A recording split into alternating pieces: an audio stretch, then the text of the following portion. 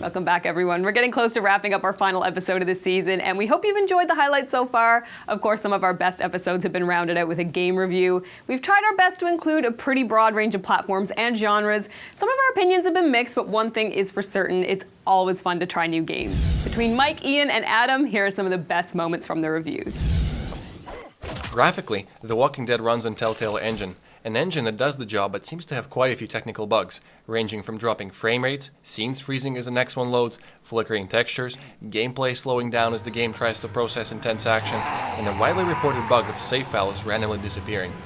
Most of these are not game-breaking, but they do pull you out of immersion, which is something The Walking Dead does so well. So it is sad to see the strongest pillar of the game being knocked at by its own engine. The game's graphics are far from the best, but it does have a cool artistic direction going in parallel with the style of comic series The Walking Dead started with. While sound animations are at times awkward, most of the time you do feel like characters are having real emotions. Voice acting, at least for the main characters, is done quite well. However, I felt like some characters do have a weird sound to them, especially in episode 1. However, it does get better and more polished as you go through the episodes. That was the last one. In conclusion, Telltale builds an amazing story while letting you develop complex relationships with other characters and feel all kinds of feels.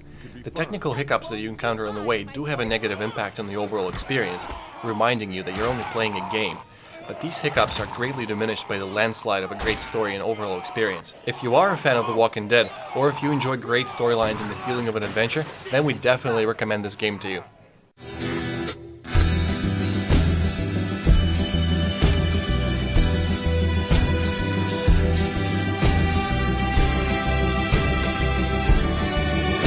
Black Ops 2 brings an amazing and an emotional campaign, adding player choice that affects the outcome of the story. The multiplayer brings a lot of modes, is balanced, and has a fantastic customization system.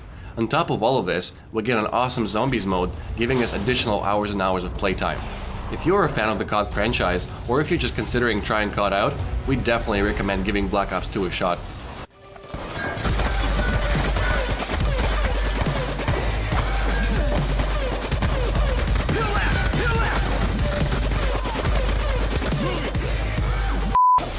El Shaddai will take you somewhere on the order of 8 to 12 hours to complete.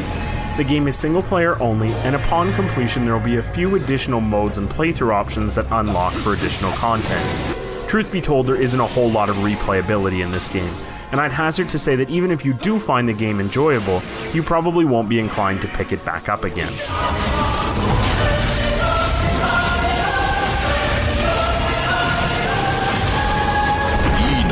Columbia seems as though it might exist even if there were no game to be had here at all. It is dynamic in the NPCs that exist around you and complex in that while it's easy to navigate, it doesn't feel like the game forces you through a linear path. From an aesthetics perspective, if you have the rig to run it, play it on a PC, as Irrational has gone out of their way to improve visual aspects of this game, and on aging console hardware, this game chugs and sputters through some of the more over-the-top set pieces. This game has been one of the most enjoyable, thought-provoking, and impressive games that I have ever played since the original BioShock. Infinite has been an absolute blast to play, and let me tell you, once you get to the end, you may drop your controller and just stare blankly at the screen while you try and take in all that has just happened. As much as any gamer, I want to show people that this is a medium of real cultural significance, and Infinite is the perfect game to hand anyone and say, this is why I play games. A true powerhouse in every sense of the word. And whether or not you're familiar with the BioShock universe, you would be doing yourself an absolute disservice not to play this game to the conclusion. Forget grades, letters, or scores. What you need to know is this game deserves and commands your attention.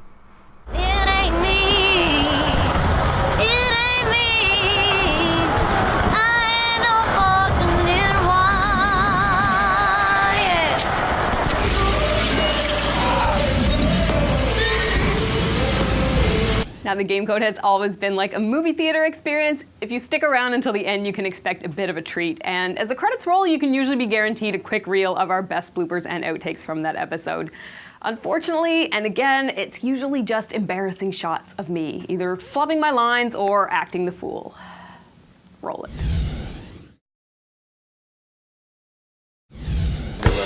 Okay, so just Can we even do like a sound effect? Well, that needs to be seen with the. Oh, this is definitely going bloopers right there. This is just going on YouTube. We're actually going to be at Frag for Cancer 7, and we're going to talk to the. Never mind. We also want to. Blah, blah, blah, blah, blah. This episode, we're coming at you from Frag for 7. Damn it. Coming up, our very own review of the latest game from Gearbox Software, Borderlands 2. It means something very different in Newfoundland. For the now standalone first-person shooter Counter-Strike. Damn it. There's a lot of swearing in this episode. Can you start replacing it with, like, kittens? I can't. Sugarfoot. Can't do it. No. Okay. Not from Newfoundland, man. Yeah, what else? Yeah, Just saying. earbuds.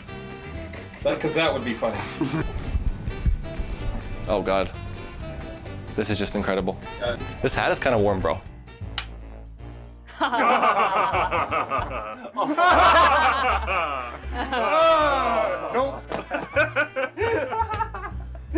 And welcome back. So Mike, I know you, like many others, have been excited about this game for a long time. Oh, have I ever, Stephanie?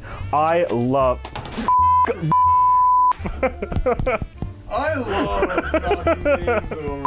All right, we'll be taking a short break, but coming up, last but not least, we've got Adam on deck to give us his thoughts on the latest release from Bethesda, which is Dishonored. Gotta go lower. Lower? Lower. You've got to be how low? There. Holy crap! And welcome back. So Mike, I know you, like many others, have been excited about this game for a long time. Oh yeah, I am a huge Assassin's. Game for a long time. Yeah, I've been waiting for this game for a while. Assassin's Creed 3 is an awesome game. And you know what? I was really kind of nervous when they were going to go back to like revolutionary America.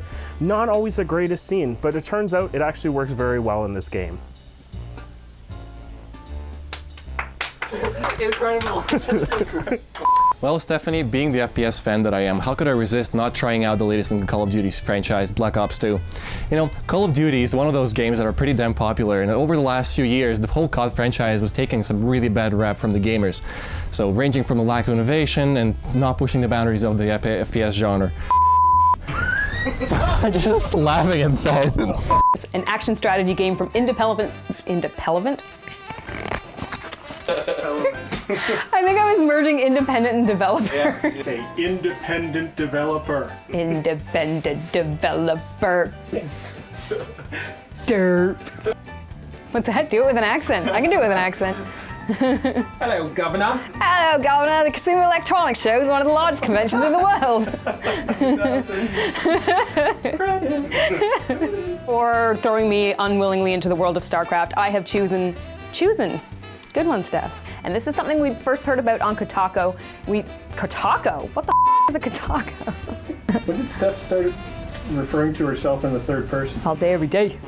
And now, things you won't hear about the Xbox One. Dogs.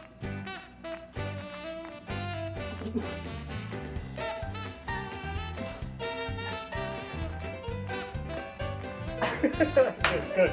Very good. Why was that not there?